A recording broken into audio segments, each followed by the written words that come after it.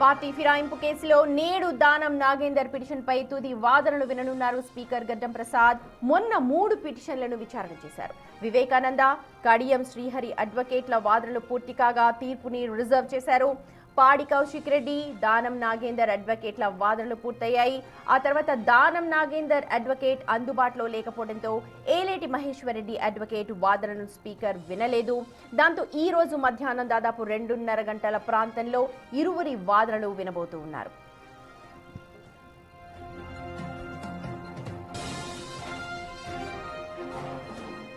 మా ప్రతినిధి హేమ లైవ్ లో జాయిన్ అవుతున్నారు. హేమ, దానం నాగేందర్ కేసు ఇవాళ మధ్యాహ్నం 2:30 గంటల ప్రాంతంలో మళ్లీ రాబోతోంది. దీనిపై ఇంకా ఉత్కంఠ అయితే కొనసాగుతోంది. వ్యక్తిగతంగా హాజరయ్యాను అని చెప్పి దానం నాగేందర్ చెప్తున్నప్పటికీ కూడా స్పీకర్ ఎలాంటి నిర్ణయం తీసుకోబోతున్నారో దానిపైన ఉత్కంఠ కొనసాగుతోంది. ఒకసారి మీ దగ్గర ఉన్న సమాచారం చెప్పండి. సుమతి, మరి కాసేపట్లో అంటే 2:30 అసెంబ్లీ స్పీకర్ గడ్డం ప్రసాద్ ముందు దానం నాగేందర్ అడ్వకేట్లు హాజరు కానున్నారు. యాక్చువల్లీ మొన్న అటు మొత్తం కడియం అదేవిధంగా దానంకి సంబంధించినటువంటి పూర్తి ఫైనల్ ఆర్గ్యుమెంట్స్ వింటామంటూ కూడా స్పీకర్ నోటీసులు జారీ చేశారు. దానికి తగ్గట్టుగానే మొదటిగా కడియం శ్రీహరి వర్సెస్ కేపీ వివేకానంద గౌడ్కి సంబంధించినటువంటి అడ్వకేట్ల వాదనలు కూడా నిన్న ఆ రోజు ముగిశాయి. ముగిసిన తర్వాత తీర్పుని స్పీకర్ రిజర్వ్ చేసినటువంటి పరిస్థితి. అనంతరం దానం నాగేందర్ వర్సెస్ పాడి కౌశిక్ రెడ్డికి సంబంధించిన వాదనలు కూడా ముగిశాయి. కానీ దానం నాగేందర్ వర్సెస్ ఏలేటి మహేశ్వర్ రెడ్డికి సంబంధించినటువంటి వాదనలు మాత్రం ఆ రోజు దానం నాగేందర్కి సంబంధించిన సీనియర్ అడ్వకేట్ లేరు అని చెప్పేసి ఏలేటి మహేశ్వర్ రెడ్డికి వాళ్ళకి సంబంధించిన అడ్వకేట్లు కూడా దానం నాగేందర్ అడ్వకేట్లు చెప్పడం జరిగింది. సో వెంటనే స్పీకర్ ఈ శనివారంకి ఛాన్స్ కావాలి అని దానం అడ్వకేట్లు వాయిదా వేయాలి అని అడిగితే స్పీకర్ దానికి సానుకూలంగా స్పందించారు. సో ఈరోజు 2:30 ఏలేటి మహేశ్వర్ రెడ్డి వర్సెస్ దానం నాగేందర్ అడ్వకేట్ల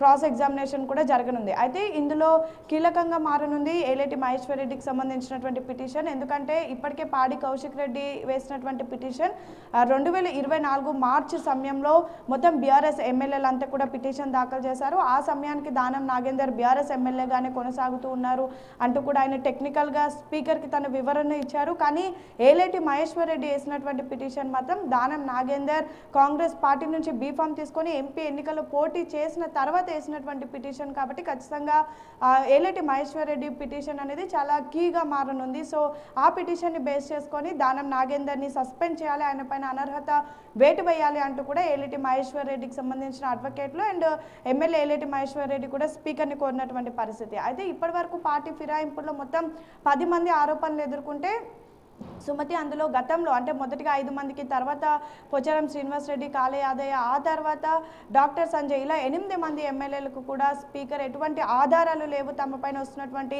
ఆరోపణల పైన అంటూ కూడా వాళ్ళకి క్లీన్ చిట్ ఇచ్చారు. కానీ దానం నాగేందర్ అదేవిధంగా కడియం శ్రీహరికి సంబంధించిన తీర్పుని మాత్రం రిజర్వ్ చేశారు. సేమ్ టైం వాళ్ళిద్దరూ సంబంధించి ఇప్పటి వరకు 3 దఫాలుగా కూడా క్రాస్ ఎగ్జామినేషన్ చేసినటువంటి పరిస్థితి. కేవలం కడియం శ్రీహరి ఒక్కసారి మాత్రమే స్పీకర్ విచారణకు హాజరయ్యారు. దానం నాగేందర్ మాత్రం ఇప్పటి వరకు స్పీకర్ విచారణకు హాజరు కాలేదు.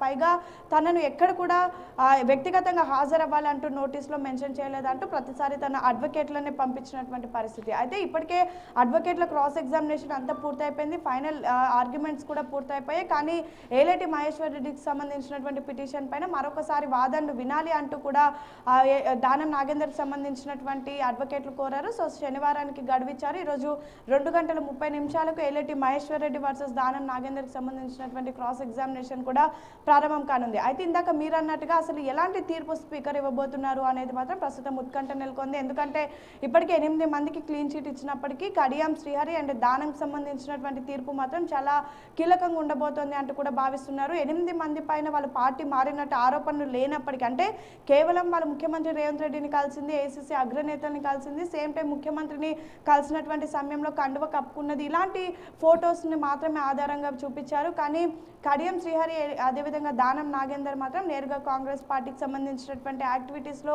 పార్టిసిపేట్ చేయడం, అదేవిధంగా దానం నాగేందర్ అయితే ఏకంగా కాంగ్రెస్ పార్టీ నుంచి బీఫామ్ తీసుకొని ఎంపీ ఎన్నికలకు పోటీ చేసి అనంతరం అనేక కార్యక్రమాల్లో కూడా పాల్గొనడం, ఇవన్నీ కూడా ఆధారాలుగా ప్రస్తుతం బీఆర్ఎస్ ఎమ్మెల్యేలు అదేవిధంగా బీజేపీ ఎమ్మెల్యే ఏలేటి మహేశ్వర్ రెడ్డి చూపిస్తున్నటువంటి situation. Same time Kadiyam Srihari కూడా తన కూతురు కడియం కావ్య ఎంపీ ఎన్నికల్లో పోటీ చేసినటువంటి సమయంలో కాంగ్రెస్ పార్టీ గుర్తుకు ఓటు వేయాలి అంటూ కూడా ప్రచారం చేశారు.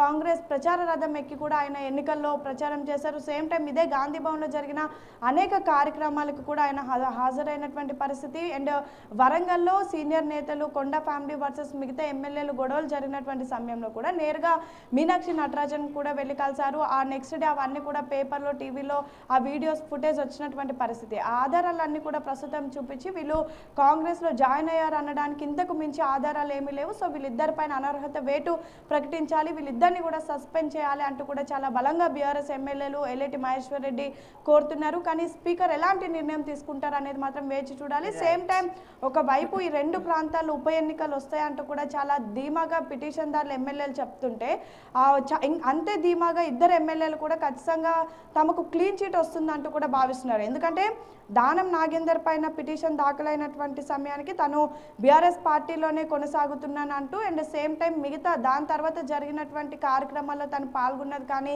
ముఖ్యమంత్రిని కలిసింది కానీ అవన్నీ కూడా వ్యక్తిగతంగా ఒక ఎమ్మెల్యేగా హాజరయ్యాను అంటూ కూడా చాలా టెక్నికల్గా తను సమాధానాలు చెప్తున్నారు. వివరణ కూడా అలానే ఇచ్చినటువంటి పరిస్థితి. అండ్ సేమ్ టైం అదే అంశం పైన కూడా ప్రస్తుతం స్పీకర్ క్రాస్ ఎగ్జామినేషన్ చేస్తున్నారు. ఇంకా కడియం ఇప్పటికే తనకు సంబంధించినటువంటి వివరణ లిఖితపూర్వకంగా ఒకసారి సమాధానం స్పీకర్కి ఇచ్చారు. సేమ్ టైం మొన్న హాజరైనటువంటి సమయంలో కూడా ప్రతి నెల ఎమ్మెల్యేలకు అసెంబ్లీ నుంచి కొంత జీతం వెళ్తూ ఉంటుంది. ఆ జీతం నుంచి కాంట్రిబ్యూషన్ అమౌంట్ కట్ అవుతూ ఉంటుంది. అది ఆయా పార్టీలకు సంబంధించినటువంటి ఎల్పీ డెవలప్మెంట్స్ కానీ లేదా కార్యక్రమాల కోసం వెళ్తూ ఉంటుంది. సో కడియం అమౌంట్ ఇంకా కూడా బీఆర్ఎస్ ఎల్పీకే వెళ్తుంది కాబట్టి తనను బీఆర్ఎస్ ఎమ్మెల్యేగా గుర్తించాలి అంటూ కూడా చెప్తున్నారు. సో మొత్తానికైతే ఇద్దరు ఎమ్మెల్యేలు చాలా ధీమాగా ఉన్నారు. సేమ్ టైం పిటిషన్దారులు కూడా అంతే ధీమాగా ఉన్నారు. మరి స్పీకర్ నిర్ణయం ఎలా ఉండబోతుంది, ఈరోజు క్రాస్ ఎగ్జామినేషన్ ఎలా ఉండబోతుంది అనేది మాత్రం వేచి చూడాలి. Right Hema, thank you so much for the detailed analysis.